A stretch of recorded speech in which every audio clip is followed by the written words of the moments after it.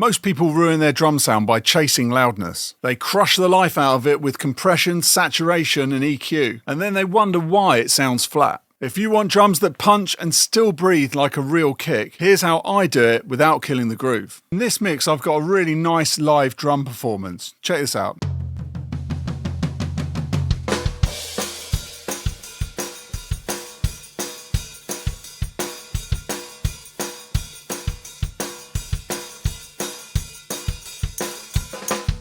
It's pretty dynamic, it's quite expressive, so I want the vibe and the energy, and I don't want to squash out all the human performance in it. So let me show you how to do that step by step, using some parallel processing, some smart EQ, and just enough compression to enhance what's already working. Step 1 is to route everything properly first. So before you do anything, we need to make a drum bus to route all of these separate drum stems into. So the way I do that is I just highlight all of the channels, and then on a Logic, right click, and then create track stack.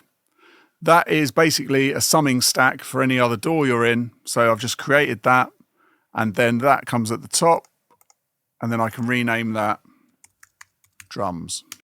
So first of all, we're going to control the drum bus. So controlling all the drums together with a compressor to bring them all together. So I'm going to select a 1176 for this. So on the 1176, these are the settings I use. Remember, the attack and release are backwards on 1176. So I want a slow attack and a fast release. So a slow attack would be going this way. So let's go to about 3 on there. And then let's go for a fast release. So we go somewhere between the 6 and 7. I'm doing a 4:1 ratio. Then all I want to do is get about 1 to 2 dBs of gain reduction. So let's just play the track and bring it in.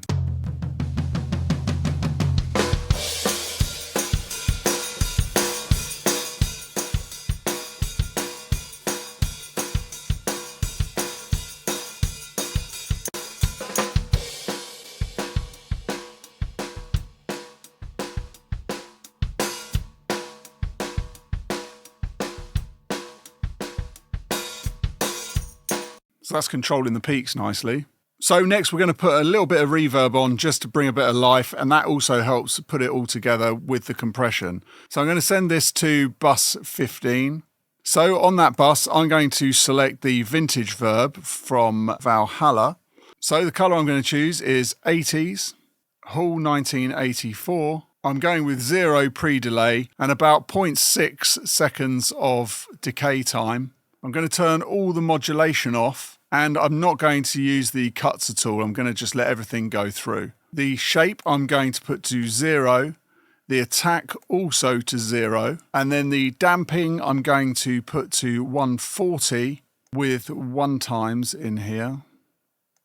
And then the high frequency in the damping, I'm going to put the high shelf to 0, and the high frequency is going to stay at 6K. So let's play that, and we'll apply the amount that we want as we go. I don't want it too washed out. I just want it to add a little bit of life so it blends them together.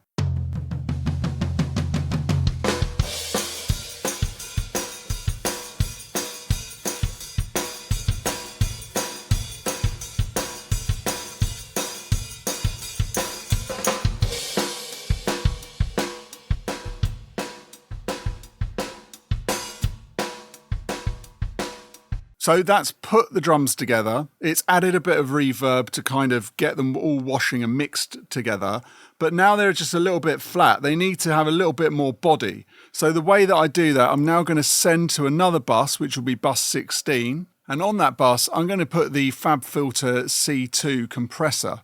And we're going to use this for parallel compression. So in the settings, handily enough, FabFilter have in the drum section done something called parallel compression.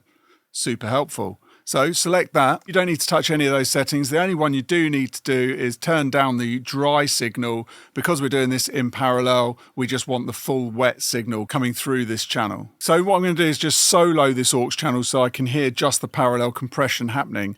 That way I can make it sound dirty and horrible by pulling the threshold down a bit. When I'm happy with the sound, I can blend it back in.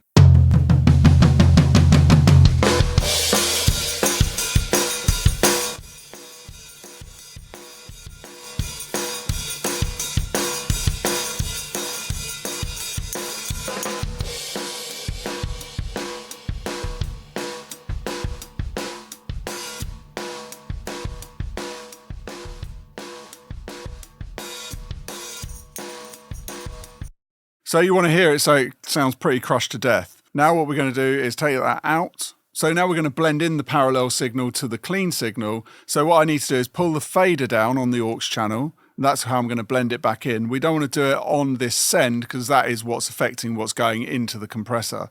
So let's play it back, blend it in a bit until we're happy with the sound.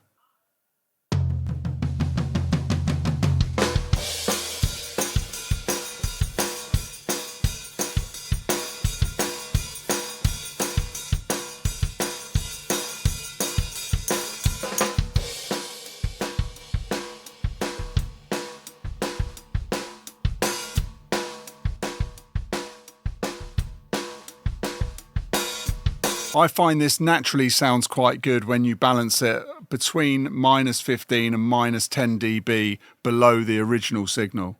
So we've now put a compressor across all of them to hold them together. We've added a little bit of reverb to kind of blend them. And then we've added some parallel compression just to give it a little bit more body. Now we want to add a little bit of grit to make it lively and snap harder. For this, I'm going to use another send, and on send 17, I'm going to use the Decapitator by Sound Toys. But before I get into the Decapitator, make sure that you don't like and subscribe the video. That way you'll miss out on all the content that I do in the future. Right, back into it. So first of all, I'm going to choose style E. I'm going to drive it by about 5. I want to turn the auto output off. Make sure the mix is 100% because again, we're on a parallel channel. So now we're going to play with the low cut and the high cut. If you click on the name low cut, it takes it to the hertz. So I'm going to turn that to 60 hertz. And then on the high cut, I'm going to bring that down to about 9K. This is so that we're focused more on where the drums are in the sound rather than any extremes or any extreme lows. Because the drums are quite edgy anyway, let's just bring the tone down a little bit, make it a tad darker. So let's again solo this aux channel. Let's just call this Decap. So let's put that in solo, hear what it sounds like, and then we'll be able to go back and blend it in with the original sound to then get a bit of vibe from it.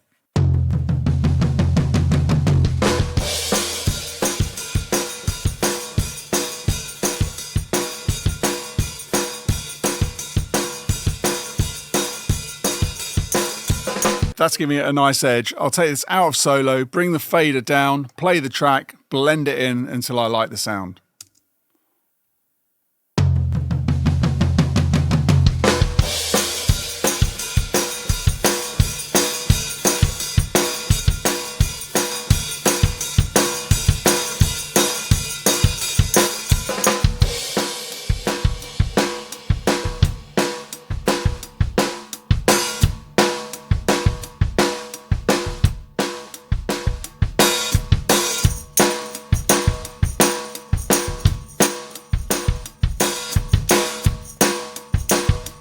So this is adding loads of energy to the drums, which is really helpful if you use it in the choruses. What you can do is automate this channel so that it comes up in the choruses, adds a nice bit of spice to the choruses, brings it back down and relaxes the drums a little bit when you've got the verses on the go. So now let's listen to the before and after, and we can hear the effect that all of this processing's having on it. I think you'll be amazed at how great it sounds now.